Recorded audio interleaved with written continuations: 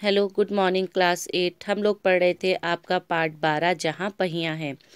हमने इसके 5वें भाग में यहाँ तक पढ़ लिया था कि औरतों को जिनके पास साइकिल नहीं है उन्हें जल्दी ही अपना सारा काम ख़त्म करना पड़ता था जब वो कहीं भी बिक्री के लिए जाती थी, और बच्चों की देखभाल के लिए भी, पानी लाने के लिए भी, और जैसे घरेलू कामों के लिए भी जल्दी ही भागकर घर पहुंचना पड़ता था। आज इससे आगे, अब जिसके पास साइकिल है वे सारा काम बिना किसी दिक्कत के कर लेती है। अब जिन औरतों के पास साइकिल है वो अपना सारा काम बिना दिक्कत के कर लेती है। उन्हें मतलब बस का इंतज़ार करना नहीं पड़ता है, अपने पिता, भाई या फिर पति के ऊपर निर्भर रहना नहीं पड़ता था।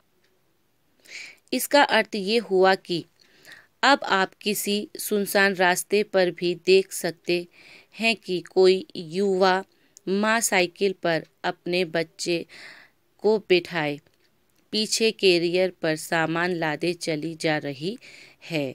वे अपने साथ पानी से भरे 2 या 3 बर्तन लिए अपने घर या काम पर जाती देखी जा सकती है।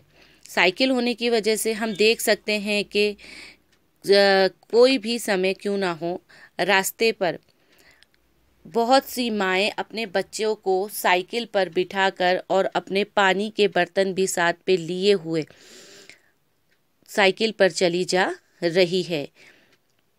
वे अपने पानी भरने का काम भी कर लेती हैं और अपना जो बिक्री का काम है उसको भी साथ साथ में कर पा रही हैं। मतलब दोनों काम वो एक साथ कर सकती हैं अब, जब उनके पास साइकिल चलाने की कला है और उनके पास साइकिल है।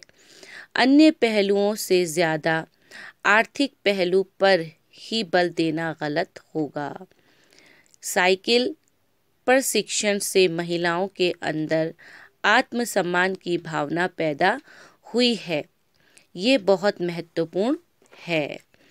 देखिए, अगर हम साइकिल चलाना सिर्फ एक आर्थिक मदद, मतलब पैसों की आमदनी हो रही है औरतों को, इसी रूप में देखें तो वो गलत होगा, क्योंकि साइकिल चलाने की वजह से औरतों के अंदर एक आत्मसम्मान आया है। उनके लिए खुद अपने लिए उनके रिस्पेक्ट बढ़ गई है औरतों में, क्योंकि जब उनके पास साइकिल नहीं थी तो वो बसों का इंतज़ार करती थी, पिता, पति या फिर बच्चों के ऊपर निर्भर रहती थी। उनका सामान लेकर जाएंगे, लेकर आएंगे, या पानी के लिए अकेले जाना पड़ता था।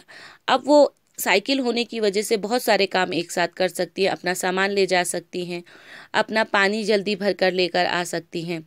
अब औरतों के अंदर आत्मविश्वास पैदा हो गया है, एक मजबूती आई है औरतों के अंदर। फातिमा का कहना है, बेशक ये मामला केवल आर्थिक नहीं है। फातिमा ने ये बात इस तरह कही जिससे मुझे लगा कि मैं कितनी मूर्खतापूर्ण ढंग से सोच रहा था। फातिमा ने जब मेरे से बात करी तो फातिमा ने मुझे कहा कि ये सिर्फ हमारी आर्थिक मदद ही नहीं कर रही है साइकिल, ये हमें आगे बढ़ने में भी मदद कर रही है। इसे हम सिर्फ अपनी आर्थिक मदद के पहलू से ही नहीं देखते, अपनी साइकिल चलाने को। तो लेखक बोलता है, मुझे ये सवाल का जवाब बहुत अच्छा लगा और अपना जो मेरा सवाल था वो बड़ा मुझे मूर्खतापूर्ण लगा, बड़ी बेवकूफ़ी वाला सवाल मुझे ये लगा, क्योंकि जो वहाँ की गांव वाली औरतें थी वो पूरी तरीके से दूसरों के ऊपर निर्भर थी। जब तक उन्हें साइकिल चलाना नहीं आता था, अपने छोटे से छोटे काम के लिए उनको दूसरों का सहारा लेना पड़ता था, लेकिन अब ऐसा नहीं है। तो ये लेखक ने सोचा कि शायद मैंने ये सवाल ही गलत पूछा। उसने आगे कहा, साइकिल चलाने से मेरी कौन सी कमाई होती है? फातिमा ने बोला, मैं जब साइकिल चलाती हूँ तो मैं कौन सी कमाई करती हूँ? मैं तो पैसे ही गंवाती हूँ। मैं तो सिर्फ पैसे ही गंवाती हूँ, मतलब अपने पैसे ही खर्च करती हूँ। मेरे पास इतने पैसे नहीं है कि मैं साइकिल खरीद सकूं, लेकिन हर शाम मैं किराए पर साइकिल लेती हूं ताकि मैं आज़ादी और खुशहाली का अनुभव कर सकूं। फातिमा ने बोला, देखिए, मेरे पास तो ना कोई नौकरी है ना कोई काम है, मैं तो अपनी एक आज़ादी का अनुभव करने के लिए और खुश रहने के लिए साइकिल चलाती हूँ। और इसमें तो मेरे पैसे जाते ही हैं, क्योंकि मुझे किराए पे साइकिल लेनी पड़ती है। मेरे पास इतने पैसे नहीं हैं कि मैं अपनी एक साइकिल खरीद सकूँ। तो यहाँ तक आज रखेंगे बेटा, इसका हमने 6 भाग पढ़ लिया। कल हम यहाँ से इसका 7 भाग पढ़ेंगे। तो आप लोग भी आज यहीं तक रीडिंग करेंगे। तब तक के लिए घर पे रहिए, सेफ रहिए। ओके बच्चों, खुदा हाफिज़।